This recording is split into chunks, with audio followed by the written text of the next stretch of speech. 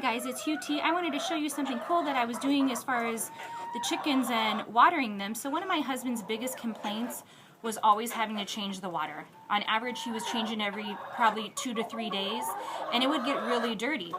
So I talked to my dad, and I had a really great idea, but I just needed to talk to somebody to figure out how I can implement it and the best way to go about it. My dad's amazing with stuff like that. Super creative. If I tell him or I have an idea, he can help me figure it out. So this is what I kind of told him that I wanted, and he just helped me figure out how we were going to do it. So what we ended up doing was we got some PVC pipe, and as you see, one of the chickens is already drinking from it. We got some PVC pipe, made a little lid, so that way I could pull it up and check on it. And then I have a line coming from my garden, and that's just kind of inside there. So it's just a line from my garden. Put that inside. I can look down inside there and see where I'm at. It's kind of hard to see on here. And then I have nipples throughout. As you can see, I have different blocks for the chickens because I have ones at different heights. Now this center one just came because when we put this one on, for some reason it leaked. So it drips a lot. So I figured, well, I'm going to have it drip into something where the chickens, especially the little ones, can easily get into it. Have a little ramp here. So I have 1, 2, 3, 4, 5, 6,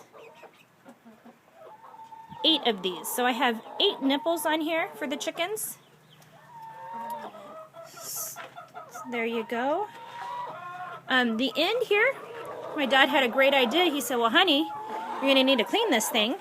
So he put this guy on here so I can unscrew him and then get it cleaned out if I needed to. I've noticed that it stays extremely clean. This one here just has an elbow. Like I said, it shoots straight up. Has a couple of these just little braces on there, but nothing's, it's just really sitting on there. So if I needed to pull this whole thing apart, I could. If I come up out of here, you can see where I did just a little, I think it's a little 1/2-inch PVC that comes up and it goes down. It goes across and it just taps into my water line. Alright, so it comes down.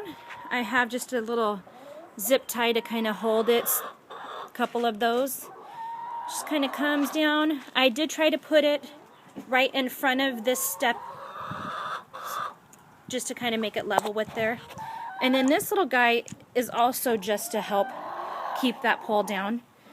And then as you can see, I just tapped right into one of my water lines. My water line for my garden. And that's actually something that I did myself, was put that water line in. So not really professionally done, but I'll show you over here what I did with it. Like I said, this is just kind of something that worked for me. A lot of my ideas are just out of necessity and need and things that are driving my husband crazy. This is my water line right here. So again, just had some PVC pipe, ran from my original one and it split off. And then it came up and I have a timer. And then they just go underneath my boxes. And then we have where they come up. And then that waters the garden.